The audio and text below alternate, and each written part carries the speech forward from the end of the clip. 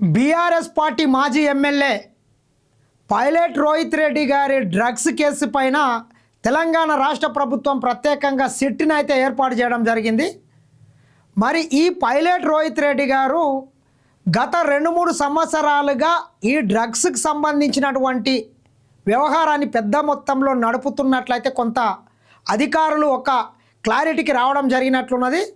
మరి ఈయన చేసేటటువంటి దందాలేంది, ఈయన ఎటువంటివి సెటిల్మెంట్లు చేస్తున్నాడేటటువంటి దాని మీద లోతైనటువంటి విచారణ జరపడానికి తెలంగాణ రాష్ట్ర డీజీపీ అయితే ఒక సిట్ బృందాన్ని ఏర్పాటు చేసిండ్రు. మనం చూసుకున్నట్లయితే ఫామ్ హౌస్ డ్రగ్స్ కేసుపై సిట్ సిపి సుధీర్ బాబు పర్యవేక్షణలో 9 మందితో ఏర్పాటు. సిపి సుధీర్ బాబు గారి ఆయనను దానికి ఇన్ఛార్జ్ కింద పెట్టి ఇంకా 9 మందితో కలిపి సిట్ని అయితే ఏర్పాటు చేయడం జరిగింది. సిట్ చీఫ్గా సేవల్ల డీసీపీ యోగేష్ గౌతమ్ 3 నెలల్లో ఛార్జ్ షీట్ దాఖలు చేయాలని డీజీపీ ఉత్తర్వులు. శంషాబాద్ పోలీస్ స్టేషన్లో 8 మంది నిందితుల విచారణ. రోహిత్ రెడ్డి, రితేష్ రెడ్డి, నమిత్ శర్మను కస్టడీకి కోరుతూ కోర్టులో పోలీసుల పిటిషన్. రితేష్ రెడ్డి గన్ లైసెన్స్ రద్దుకు చర్యలు.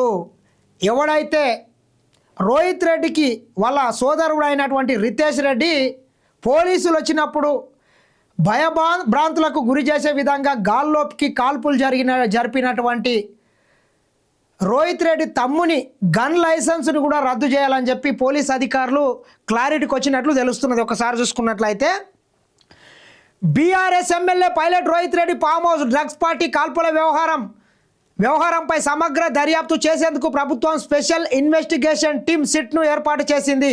Future city commissioner Sudheer Babu పర్యవేక్షణలో చేవెళ్ల డీసీపీ యోగేష్ గౌతమ్ చీఫ్గా మొత్తం 9 మంది అధికారులతో సిట్ ఏర్పాటు చేస్తూ డీజీపీ శివధర్ రెడ్డి మంగళవారం ఉత్తర్వులు జారీ చేశారు.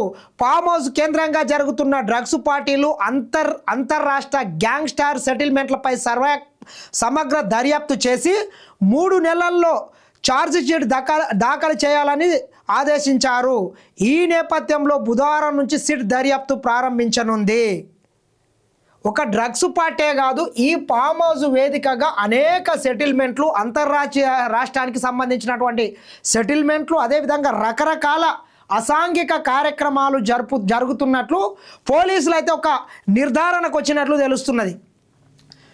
రితేష్ రెడ్డి ఫామ్ హౌస్లో శనివారం రాత్రి జరిగిన డ్రగ్స్ పార్టీలో రోహిత్ రెడ్డి, ఏపీలోని ఏలూరు ఎంపీ పుట్టా మహేష్ యాదవ్, రోహిత్ రెడ్డి తమ్ముడు రితేష్ రెడ్డి, ఢిల్లీకి చెందిన రియాల్టర్ నమిత్ శర్మతో సహా 11 మందిని పోలీసులు అరెస్టు చేశారు.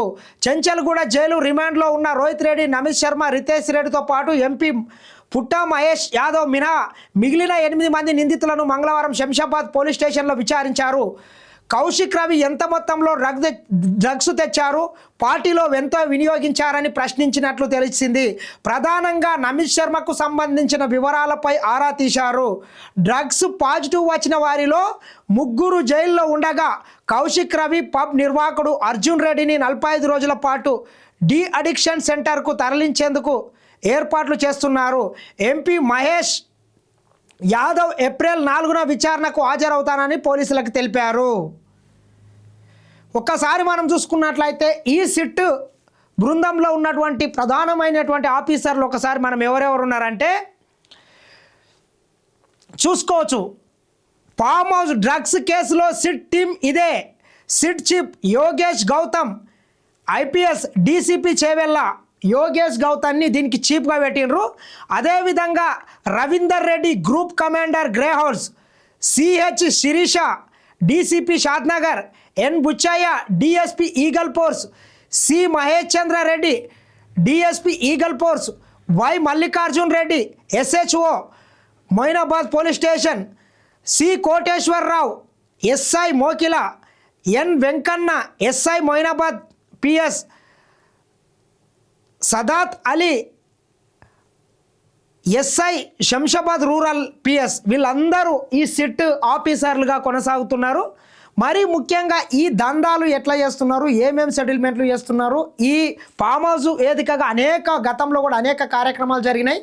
ఎమ్మెల్యేల కొనుగోలుకు సంబంధించినటువంటి కేసు కూడా ఇదే ఫామ్ హౌస్లో జరిగింది. కాబట్టి దీని వెనకాల ఎటువంటి గూడుపుట అనేది, ఎటువంటి సెటిల్మెంట్లు చేస్తున్నారు అనేటటువంటి దాని మీద లోతైనటువంటి విచారణ జరిపి అదేవిధంగా 3 నెలల్లో ఛార్జ్ షీట్ కూడా దాఖలు చేసి నిందితుల మీద కఠిన చర్యలు తీసుకునే విధంగా రాష్ట్ర ప్రభుత్వం అయితే అడుగులు వేస్తున్నది.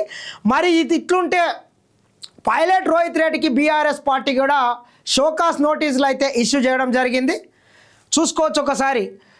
మొయినాబాద్ ఫామ్ హౌస్ డ్రగ్స్ తీసుకుంటూ దొరికిపోయిన మాజీ ఎమ్మెల్యే పైలట్ రోహిత్ రెడ్డికి బీఆర్ఎస్ పార్టీ షోకాస్ నోటీసులు ఇచ్చింది. డ్రగ్స్ తీసుకుంటూ దొరికారన్న ఆరోపణలు పార్టీ ప్రతిష్టకు భంగం కలిగించే విధంగా ఉన్నాయని స్పష్టం చేసింది. ఆరోపణలపై వారంలోగా విచారణ ఇవ్వాలంటూ పార్టీ జనరల్ సెక్రటరీ సోమ భరత్ రోహిత్ రెడ్డికి మంగళవారం నోటీసులు పంపారు. హైదరాబాద్ శివారు ప్రాంతంలోని ఫామ్ హౌస్లో సమావేశంలో ఉన్నప్పుడు అక్కడ డ్రగ్స్ వాడారన్న ఆరోపణలు పార్టీ అధినాయకత్వం దృష్టికి వచ్చింది. ఇప్పుడు ఆయనకు నోటీసులు ఇచ్చిండ్రు, వారం రోజుల్లో సంజాయిషి ఇవ్వమంటే ఆయన జైల్లో చిప్పకూడదు తింటున్నాడు. ఎట్లా ఇస్తాడు? ఇట్లా మోపోయినరు వీళ్ళంతా. వారం రోజుల్లో ఆయన జైల్లో ఉన్నాడు, పోలీసులు కస్టడీ కోరుతున్నారు, కస్టడీ పిటిషన్ వేసిండు. ఇప్పట్లో ఆయన బయటకు వచ్చే అవకాశం కూడా లేదు. కానీ మరి సంజాయిషి ఎవడియాలి అంటే వీళ్ళకి రాసుకుంటారా ఏంది?